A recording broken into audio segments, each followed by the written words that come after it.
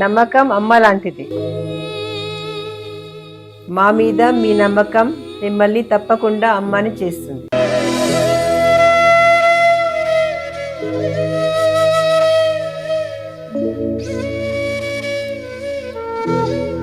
నేడు ఎంతో మంది మా మీద నమ్మకంతో అమ్మాయారు. మీకోసం అమ్మతనం ఎదురు చూస్తుంది. వివరాలకు సంప్రదించండి. Kiran infertility centre, Hyderabad, Bengaluru, Chennai, Delhi. సింహం వారికి కనుక చూసుకున్నట్లయితే మీకు స్వప్నంలో కనుక భూములు అంటే మంచి ల్యాండ్స్ లాంటివి రావడం కానీ, లేనట్లయితే కొంతమంది చూడండి లోపల ఉండేటువంటి నిగూఢమైన ప్రదేశాల్లో దేవతా సంబంధించినవి ఉంటాయి, లేదా సుబ్రహ్మణ్యేశ్వర స్వామి రావడం కానీ స్వప్నంలోకి, ఏదైనా గురుతూరిళ్ళు, గురు స్వరూపులు, గురు సమానులైనటువంటి వాళ్ళ స్వప్నంలోకి రావడం అనేటువంటిది మీకు చాలా చాలా చాలా మంచిది. గుర్తుపెట్టుకోండి. సింహ లగ్నము వారికి లేదా సింహరాశి వారికి గుర్తుపెట్టుకోండి. అలాగే మరి ఎటువంటి స్వప్నములు మీకు మంచివి కాదు అని చెప్పి చూసుకున్నట్లయితే, ప్రధానంగా కుటుంబ సభ్యులు ఎవరైనా వ్యతిరేకిస్తున్నారు, లేదా పచ్చటి చెట్టు ఏదైనా దగ్ధమైంది, లేనట్లయితే ఒక్కొక్కసారి మీకు కొంతమందికి చూడండి వివాహం రాకూడదు అంటుంటారు. అందరికీ వర్తించదు. కేవలం ఏంటంటే మీకు ఏదైనా ఒక వివాహ సంబంధించిన దగ్గరికి వెళ్ళి అక్కడ ఏదో విషయం జరిగినట్టు, లేకపోతే ఎవరో మీకు తారాసపడి వివాహం చేసుకుంటారు మిస్ అయినట్టు, లేనట్లయితే మీరు వివాహం చేసుకుందాం అనుకునే సమయానికి నల్లటి ఒక ఆకారంలాగా ఏదైనా వచ్చి అటువంటిది ఏదైనా ఇబ్బంది కలిగింది అన్నప్పుడు ఇటువంటివి ప్రధానంగా మీకు ఇబ్బందినిస్తూ ఉంటుంది. గుర్తుపెట్టుకోండి. అలాగే మరొక విషయం ఏంటంటే, ఇక్కడ గమనించినట్లయితే ఈ యొక్క సింహం వారికి ప్రధానంగా 6వ అధిపతి 7వ అధిపతి కనుక గమనించినట్లయితే, ఇక్కడ ఈ 6, 7 ఆధిపత్యం ఉన్నటువంటి శని భగవానుడికి సంబంధించినవి కొన్ని వచ్చిన, అంటే నూనె వచ్చిన, లేదా బల్లూకం వచ్చిన, లేనట్లయితే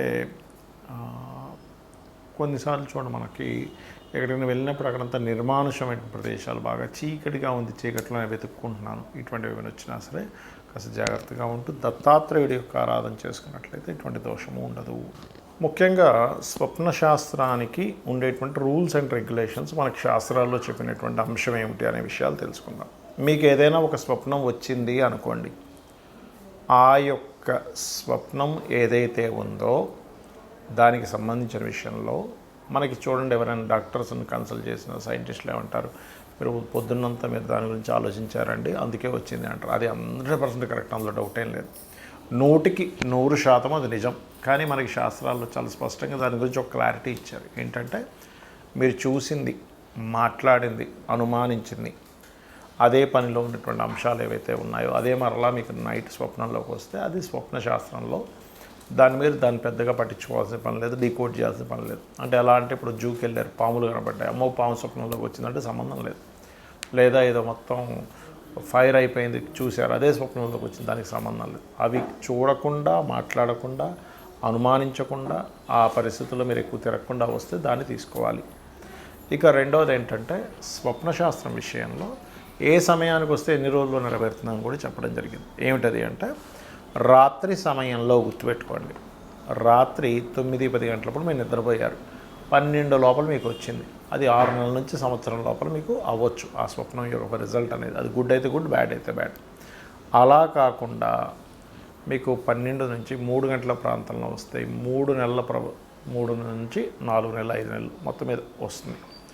అలాగే 3 నుంచి 5 గంటల వ్యవధిలో కనుక వస్తే 1 మంత్లో అయ్యే ఛాన్సెస్ ఉంటుంది. 5 నుంచి 6 గంటల సమయంలో తెల్లవారుజామున మీకు కనుక వస్తే అది 10 to 15 days, 10 daysలో కూడా అవ్వచ్చు.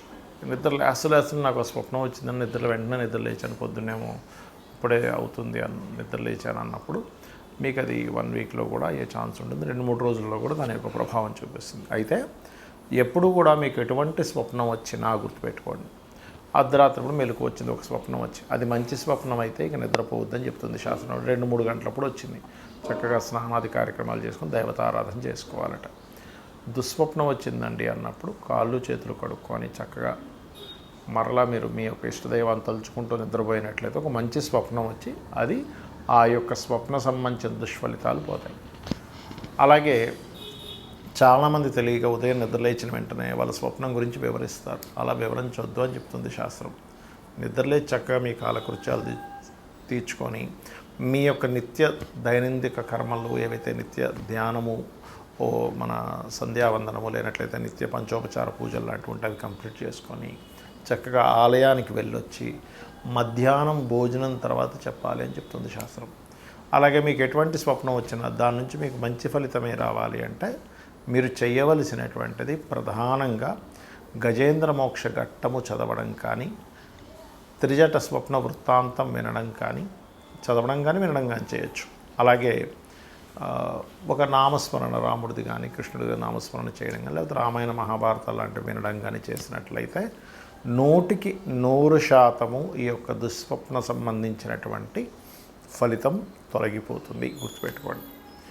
అలాగే ఇక్కడ ఏంటంటే ఏ స్వప్నం వచ్చినా కూడా అది ఎలాంటి ఫామ్లో వచ్చిందని గుర్తుపెట్టుకోవాలి. అంటే అలాగా మనకి స్వప్నం సర్పాలే వచ్చాయి.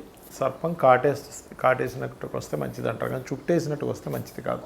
ఇప్పుడు గోవు ఉంది, గోవు స్వప్నంలోకి వచ్చిందండి అంటే గోవు చక్కగా నిలబడిందండి, తెల్లగా ఉంది, నేను ఆ గోవుకి నేను నమస్కరించుకున్నాను, చాలా మంచిది.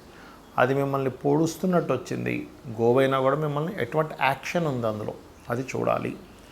అలాగే మరొక విషయం ఏంటంటే ఇక్కడ మీకు ఉదాహరణకు ఒక అగ్ని వచ్చింది. అగ్ని ఎలా వచ్చింది? కాగడా చేతిలో పట్టుకొని మీరు దారి చూపిస్తూ చక్కగా వచ్చిందా? వేరే వాళ్ళు మీకు ఒక కాగడ ఇచ్చి వెళ్ళండి చీకట్లో ఉన్నారు కదా అని వచ్చిందా? అంటే ఒకరు మీకు సహకరిస్తున్నారు.